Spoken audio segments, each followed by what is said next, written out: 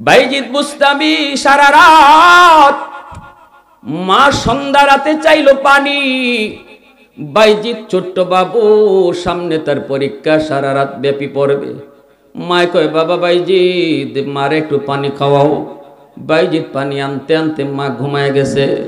এইবার ছোট্ট বাবু চিন্তায় পড়ে গেলেন, আমি কি এখন মার ঘুম ভাঙ্গাবো, নাকি মার মাথার পাশে পানি নিয়ে দাঁড়িয়ে থাকবো? না না, মার ঘুম ভাঙানো যাবে না। মা ঘুমাইছে, মারে ডাক দিব না। আমি মাথার পাশে গ্লাসে পানি নিয়ে দাঁড়ায় থাকবো সারা রাত। মা যখন ঘুম ভাঙবে, আমাকে আবার পানি চাইবে, তখন পানি দিব। শেষ রাত্রে মার ঘুম ভাঙলো।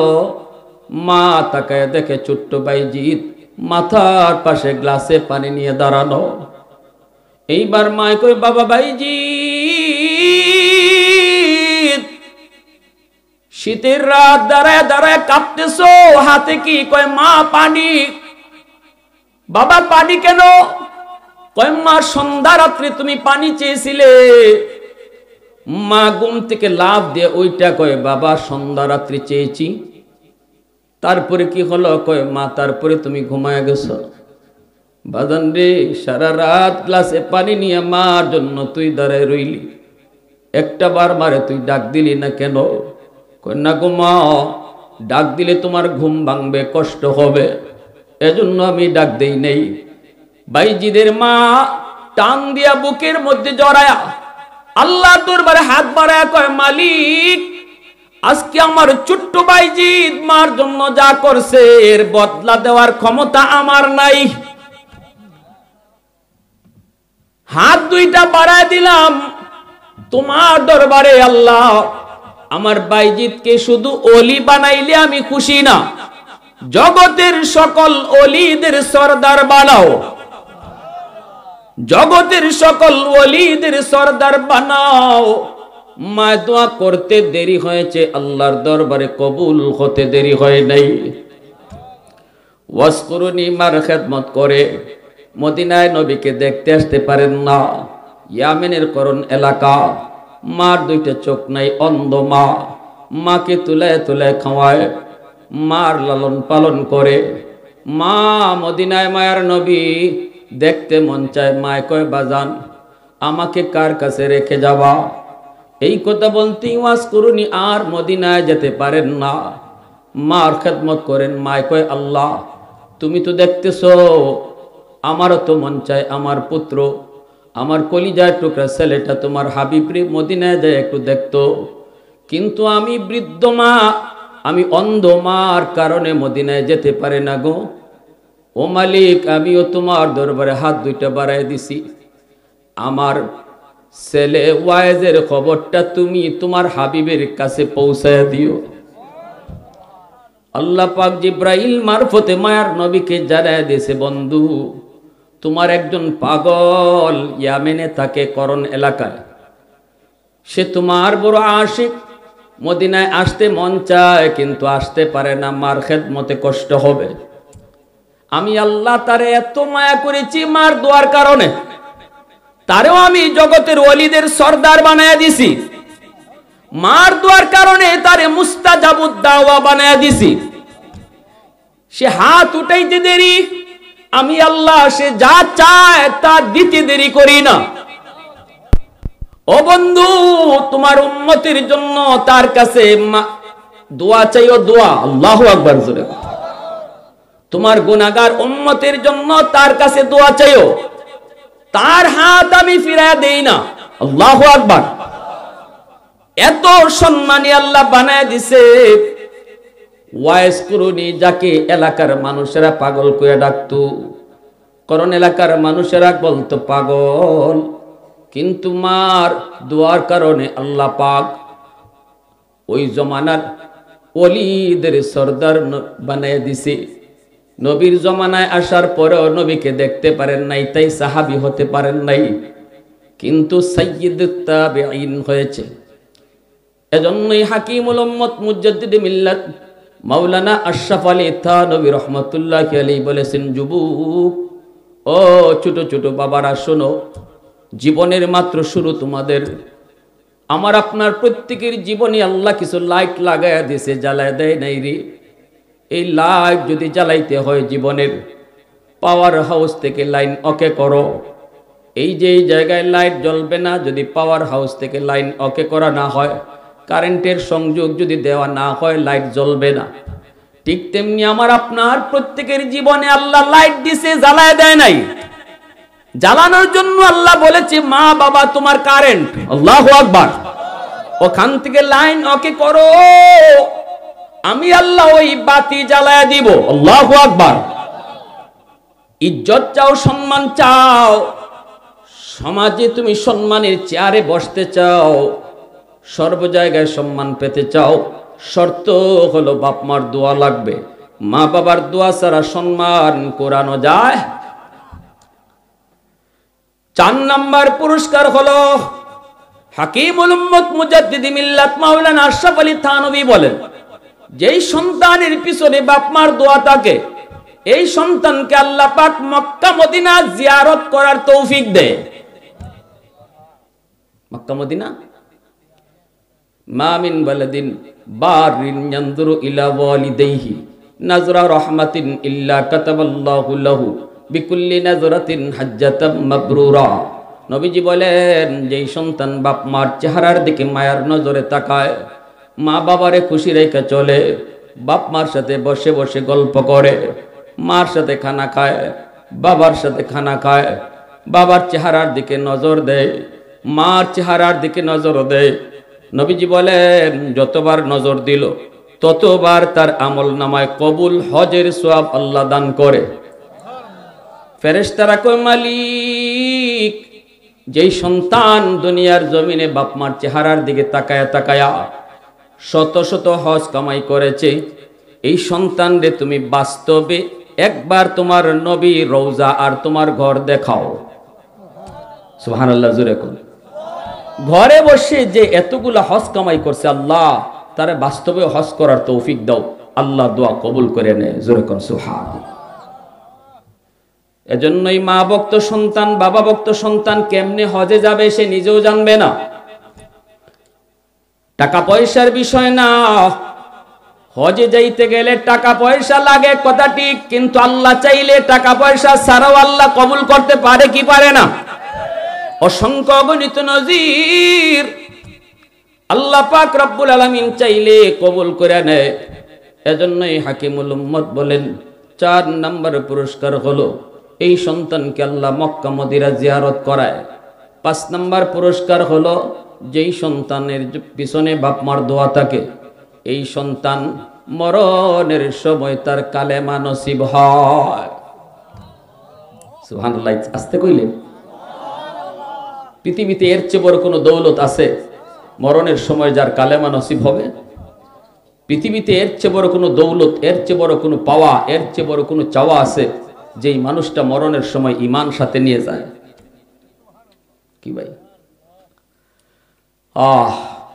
নবীর সাহাবী আলকামা মরণের সময় তার কালেমা নসিব হয় না। সাহাবায়ে কেরাম রাদিয়াল্লাহু তাআলা আনহুম নবীকে খবর জানানো হলো। নবীজি নিজেও আসলেন, সাহাবী পাঠাইলেন। সাহাবীরা কয়, নবী গো, আমরা আলকামার কানের কাছে কালেমা পড়েছি, কিন্তু কালেমা মুখ দিয়ে বের হয় না। নবীজি বলেন, দেখো তার মা আসেনি। খবর নিয়ে দেখা গেল তার মা আছে। আল্লাহর নবী, দয়ার নবী, মায়ার নবী কয়, মা, জানি না তোমার সন্তানের জবান দিয়ে কেন কালেমা বের হয় না, জানি না, তবে আমার মন বলে তুমি সন্তানকে দিল থেকে মাফ করো, সন্তানকে তুমি দিল থেকে মাফ করো, নইলে মনে হয় কালেমা বের হবে না। মা তখন কয়, নবী গো, আমার সন্তান ভালোই ছিল, আমল আখলাক তার ভালো ছিল, কিন্তু একটা কারণে আমি তার উপরে নারাজ, একটা কারণে তার উপরে নারাজ। কোন কারণ? কয়, বউয়ের কথায় আমার সাথে একদিন খারাপ আচরণ করছে। আমাদের এলাকায় এমন সন্তান আসেনি না নাই? হ্যাঁ, বউয়ের কথায় মার সাথে খারাপ আচরণ। এ আমার নতুন বউয়েরা শুনো, যেই স্বামীর ঘরে তুমি এসেছো, আজকে ওই স্বামীর মহব্বত তোমার কলিজায়, কিন্তু তার মায়ের মহব্বত তোমার কলিজায় নাই। ভালো করে মনে রাখো, ওই শাশুড়ির পেট থেকেই তোমার কলিজার টুকরা স্বামী দুনিয়ায় আইছে। ঠিক কিনা জোরে কোন? আজকে তুমি যদি শাশুড়ির সাথে ভালো আচরণ করো, আগামীকাল তোমার ফুতের বউ আইসাও তোমার সাথে ভালো আচরণ করব। আজ যদি তুমি শাশুড়ির সাথে খারাপ আচরণ করো, রেডি থাকো, আগামীকাল তোমার ফুতের বউ তোমার সাথে খারাপ আচরণ করব। এটা দুনিয়াতে আল্লাহ নগদ দিয়ে দিব, নগদ। এজন্যই নবীজি বলেন, একটা কবিরা গুনাহ আছে এমন যেটার শাস্তি আল্লাহ দুনিয়াতে নগদ দেয়, সেটা হলো উকুকুল ওয়ালিদাইন, ফাইন্নাহু ইউআজ্জালু লিসাহিবিহি কাবলাল মামাত। সাবধান, মা বাবারে কষ্ট দেওয়া। বউ যদি শ্বশুর শাশুড়িরে কষ্ট দেয়, সন্তান যদি বাপ মারে কষ্ট দেয়, বাদ দেয় না, আরেক ঘরে ফালায়া রাখে। মা মানুষের বাড়িতে কাম করে করে খায়। এর যুবক, আজকে যেই মারে তুমি কাঁদাইতেছো, অপেক্ষা করো, একদিন তোমার সন্তানও তোমারে কাঁদাইব। এটা আমার নবীর কথা, কোনদিন মিশা হইতে পারে? জোরে কোন? সব গুনার শাস্তি আল্লাহ পরকালে দিব, কিন্তু এই গুনাহটার শাস্তি আল্লাহর নবী কয় দুনিয়াতে আল্লাহ মরার আগে নগদ দেয়, নগদ। সন্তান যদি বাপ মারে কষ্ট দেয়, এই শাস্তিটা আল্লাহ এই সন্তানরে মরার আগে নগদ দেয়, নগদ। এ যুবক, এজন্য বলি, হাত জোর করে বলি, সাবধান। বুখারী শরীফের ভিতরে একখান হাদিস এসেছে, এই ঘটনাটা বইলে আমি শেষ দিচ্ছি। একজন বহুত বড় আল্লাহর ওলি ছিল, নাম জুরাইজ। এই জুরাইজ তিনি আল্লাহর ইবাদত করার জন্য জঙ্গলে চলে গেছেন। সেখানে যায় তিনি একটা ঝুপড়ির মধ্যে ছোট্ট একটা ঘর বানায়া, ভাঙ্গাচোরা একটা ঘর বানায়া আল্লাহর বন্দেগী করে। এটা আমার আপনার নবীর জমানা না, বনি ইসরাইলের জমানা। কিন্তু ওই জুরাইজ তিনি আলেম ছিলেন না, তিনি আবেদ ছিলেন। আবেদ মানে ইবাদত খুব করতেন, কিন্তু আলেম না। কি না? হ্যাঁ,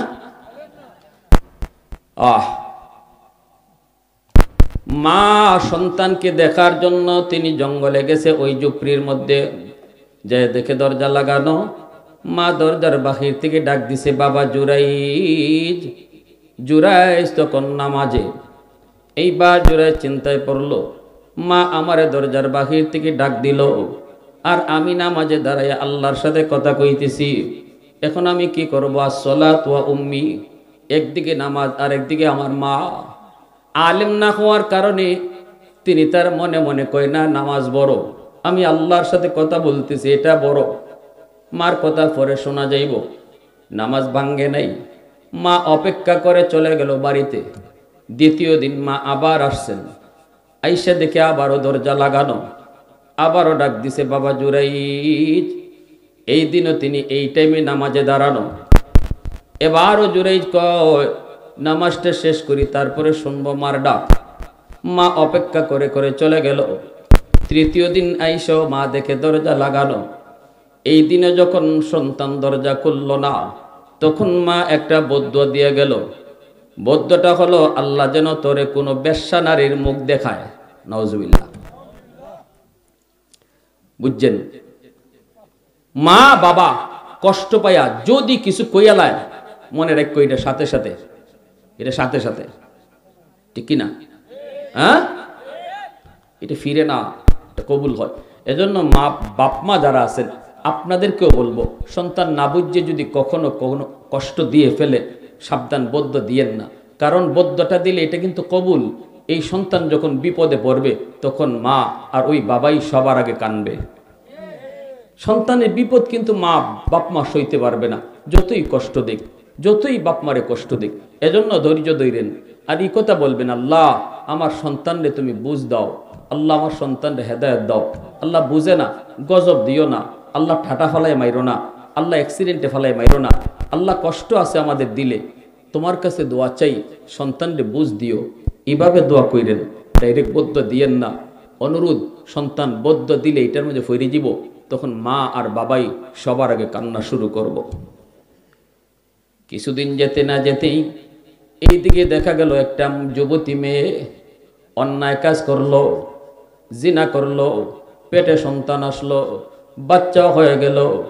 এলাকার মানুষেরা কয়, এই তোর বিয়ে হয় নাই, বাচ্চা আসলো কোত্থেকে? এই মেয়েটা তখন চিন্তায় পড়ে গেল, কি করব। যেই ছেলেটার সাথে অন্যায় করেছে সে হলো একটা রাখাল, সে ছাগল রাখালি করে হাওরে। ওই ছাগল রাখাল সেও বলতেছে, শোনো, তোমার পেটে তো বাচ্চা আইছে, এখন যদি বাচ্চা এলাকার মানুষে দেখে জবাব দিবা কি? যদি কও আমি বাচ্চার বাপ, তাহলে আমারও হত্যা করে ফেলবে, তোমারও হত্যা করে ফেলবে। তাহলে তুমি কি করবা বাঁচার জন্য? ওই যে জঙ্গলের মধ্যে একজন ফিসাব আছে, ফিসাবের নাম কয়ে দিবা। কারণ ফিসাবের অনেক ভক্ত আছে, অনেক মুরিদ আছে। মুরিদারা কখনো ফিসাবের ক্ষতি হোক সেটা মানবে না। অতএব তুমিও বাঁচবায়, আমিও বাঁচবো। মানুষেরা যখন এই মেয়েটাকে জিজ্ঞেস করে, মেয়েটাই কয় এই বাচ্চার বাপ হলো ওই যে জঙ্গলে একজন বুজুর্গ আছে ফিসাব, জুরাইজ। নাউজুবিল্লাহ, জুরে কম। হাসা কইছে না মিশা কইছে? হ্যাঁ, সমাজে এমন মিশা কথা চলেনি না চলে না? আমাদের সমাজেও চলেনি না চলে না? হ্যাঁ, কত ষড়যন্ত্র যে চলে, নিজের মানুষের মাইরে আরেকজনের উপরে ফালাই দেয়। এইগুলো আমরা মানুষের চরিত্র। আমি নিজের দেখা, আমি নিজেও জানি এমন ঘটনা। হেরার মানুষ সেই হেরা মারছে, মাইরা এই লাশ যে প্রতিপক্ষ আছে হের বাড়ির সামনে নিয়ে ফালাইতে রাখছে। Murder kiss. নাউজুবিল্লাহ মিন যালিক। দুনিয়া বেশি দিনের না, রং তামাশা বেশি দিনের না। তবে ভালো করে মনে রাখবেন, যে যতই গোপন করি সত্য কোনোদিন গোপন থাকে না। কোনোদিন সত্য গোপন থাকে না। যতই সত্যের দামাচাপা দিতে চাই, সত্য গোপন থাকে না। এইবার জুরাইজের ঘরে এসে আক্রমণ। এলাকার মানুষেরা কয়, বাপ প্রিয়, অত বড় বুজুর্গ জানি, ইনি কাম করছে, আর কোনো তদন্ত নাই, যাচাই বাছাই নাই। মানুষ তো আছে, বিশেষ করে যদি এটা সাদা পাঞ্জাবি হয় তাইলে তো আরো বেশি, ঠিক না? নেই হুজুর গো, পাঞ্জাবি হইল সাদা, একটু দাগ লাগলেই দেখা যায়। হ্যাঁ, সুই সালুনি আছে না, সালনি, সালনির মাঝে ছিদ্র আছে কয়টা? সালনি সুই রে কয় তোর ফুটকি দিয়ে ছিদ্র কেন লাগি? শুয়ে কয় তোর কয়টা? শুয়ে কয় কয়টা? হের যে কতলা ছিদ্র এই খবর নাই, শুয়ের পিছনে যে একটা ছিদ্র আছে এটা হের নজরে পড়ে গেছি। আমার যে কাপড় আর কাপড় নাই, নাফাক লাগতে লাগতে পুরো সব কালো হয়ে গেছি গে, এই খবর নাই। কিন্তু হুজুরের কাপড় একটা সাদা পাঞ্জাবিতে একটা দাগ লাগিয়েছি গে, এটা খবর আছে।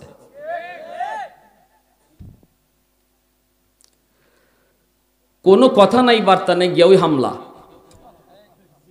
ওই হামলা। ইখানে আবার জিগানি গীতা, ইগানও জিগানি গীতা।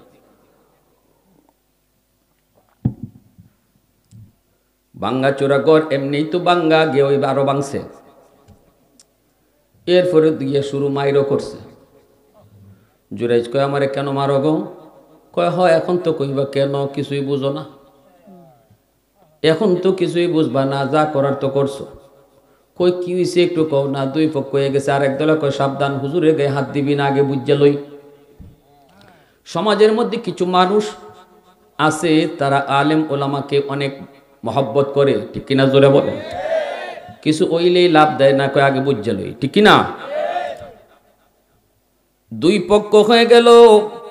এইবার কয় মেয়েটা কি কয়, শোনো। কিরে কয় এই মেয়েটাই কইতেছে এই বাচ্চার বাপ বলে তুমি? জুরাইজ কয়, আস্তাগফিরুল্লাহ, নাউজুবিল্লাহ। মহিলার আমি জীবনে কোনোদিন দেখি নাই। কই কথা কইলে তো ওই তো না, মহিলাই নিজে কইতেছে তুমি বাপ। জুরাইজ কয়, তাহলে সাক্ষী মানব কোত্থেকে? জুরাইজ তখন চিন্তায় পড়ে গেল, ঘটনা তো এটা না।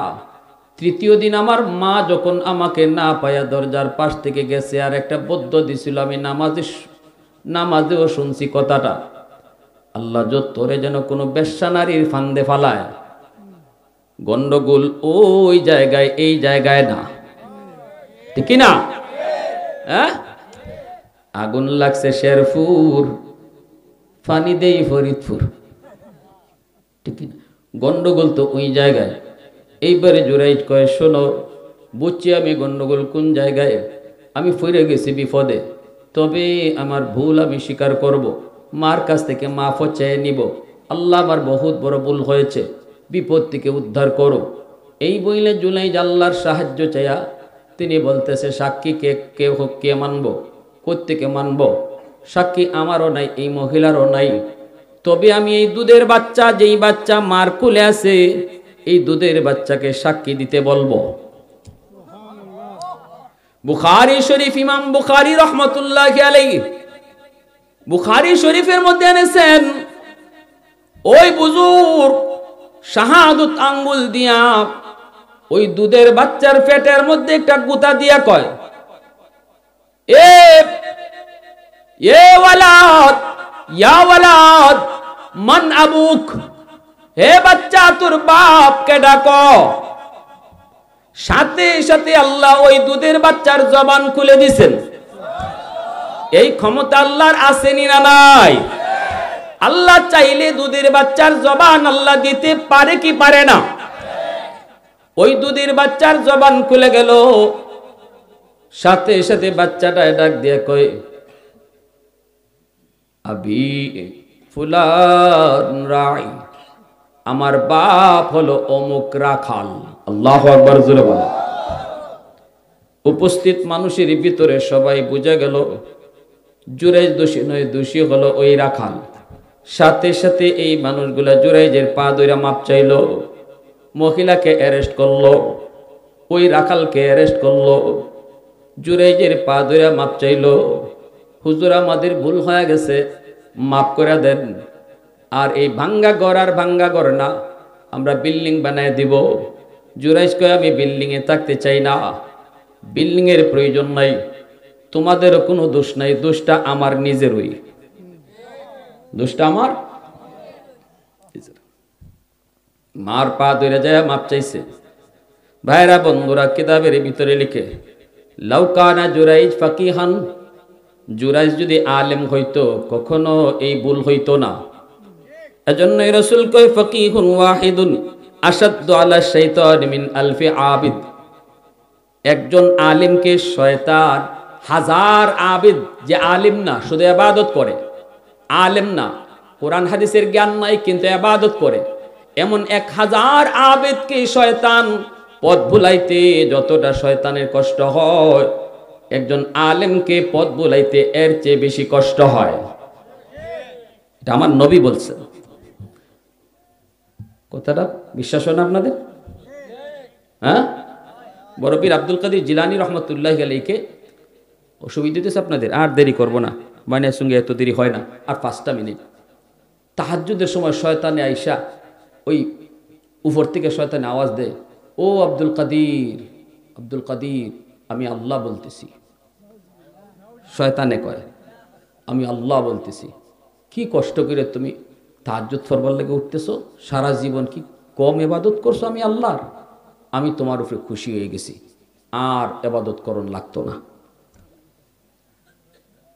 এরম একটা আওয়াজ যদি শেষ রাইতে আমরা সালের উপর থেকে কেউ দেয়,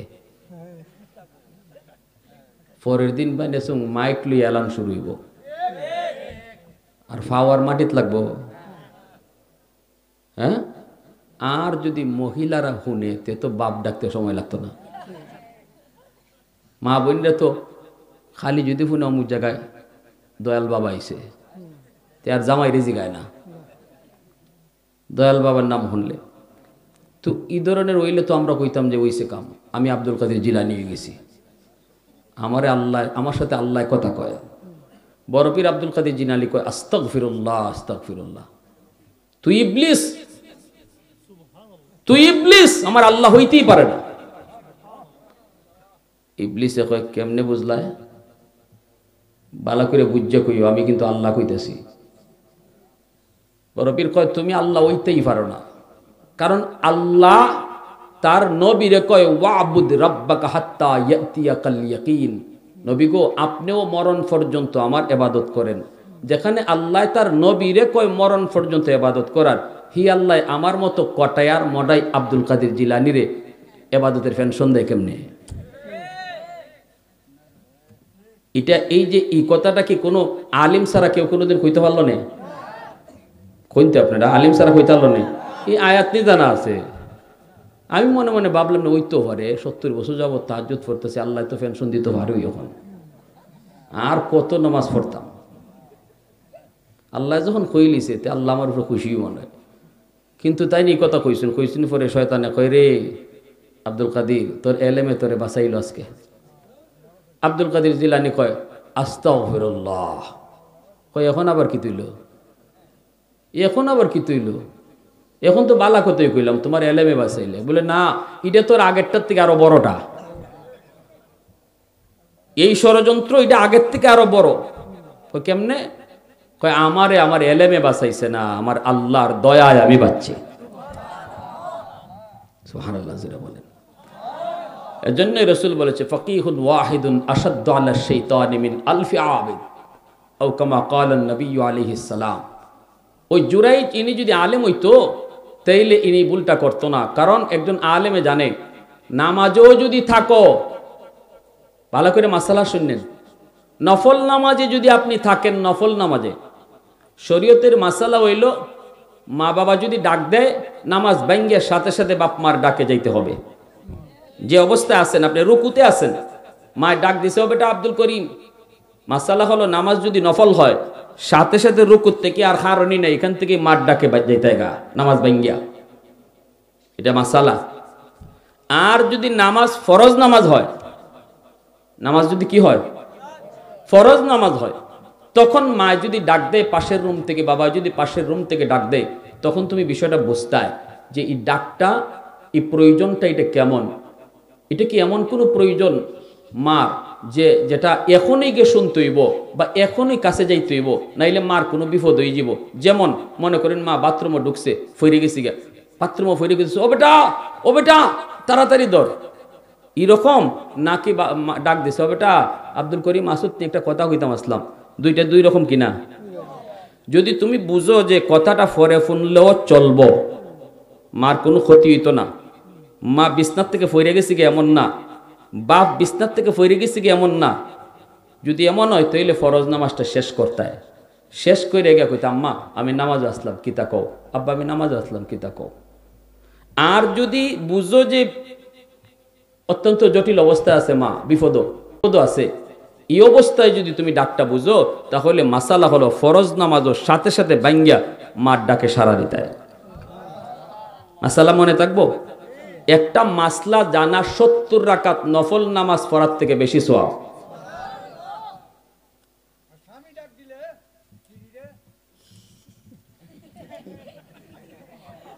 এখানেও এই মাসালা হই, বউ নামাজও আসইন, জামাই ডাক দিছইন, তাই নো বুঝতা নফল নামাজ হইলে জামাই ডাক দেওয়ার সাথে সাথে যাই থাকা নামাজ ভাঙ্গিয়া। কারণ মহিলাদের জন্য স্বামীর অনুমতি ছাড়া নফল রোজা রাখা যায় না।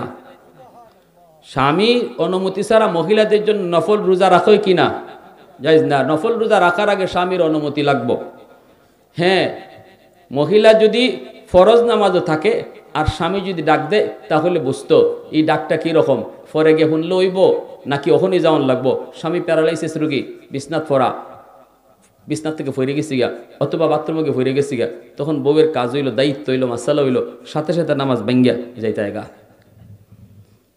আপনি নামাজও খারেছেন, দেখতেছেন এক কানা বেটা আটতেছে, যাইতেছে, একটু পরে গিয়া ফিরে যাবো খালো। এখন আপনি যদি আলিম না হইন তো কইবা এ খালো ফরুক নাকি আগুনও ফরুক, আমার কিতেছে এ আগুনও ফরুক না যাহাতে, আমি আমার নামাজ পড়তেছি, আমার আল্লাহর সাথে কথা কইতেছি, এর থেকে বড় কিতা আছে আর।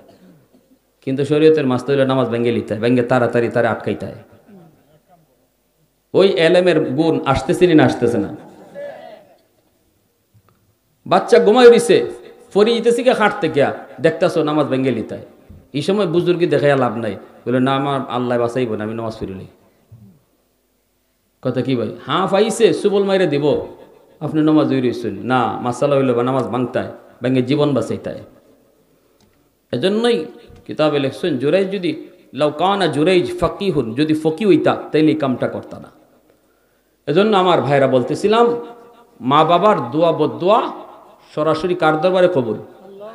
আল্লাহর দরবারে। এই যুবক, লেখাপড়া উন্নতি চাও, ব্যবসা বাণিজ্যে বরকত চাও, হায়াতের ভিতরে বরকত চাও, লম্বা হায়াত চাও, শর্ত হলো বাপ মার দোয়া। কারা কারা বাপ মার দোয়া নিতে রাজি আছো একটু হাত উঠে দেখাও। আল্লাহ তুমি কবুল করো। সবাই বলে না আমিন, আরো জোরে আমিন। এখন কইবা হুজুর আমরা যারা মা নাই বাপ নাই আমরা কার দোয়া নিতাম? আপনার লাগে একটা সবক দিয়ে দিই। আল্লাহ রসুল কইছে জুম্মার দিন মা বাবার কবর জিয়ারত করে যে সন্তান যাইব, মান যারা কবর আবাওয়াইহি ফি কুল্লি জুমআতিন গুফিরা লাহু কুতিবা বাররান। জুম্মার দিন যদি মা বাবা দাদা দাদির কবর জিয়ারত করা হয় তাহলে এই সন্তানকে আল্লাহ বাধ্য সন্তানের তালিকাভুক্ত বানায় দেয়, তার গুনাহও মাফ করে দেয়। পারবো জুম্মার দিনে কবর জিয়ারত করতাম? খুব কঠিন না সহজ? কার কার নিয়ত আছে দুই হাত তুললে একবার আল্লাহরে দেখাও।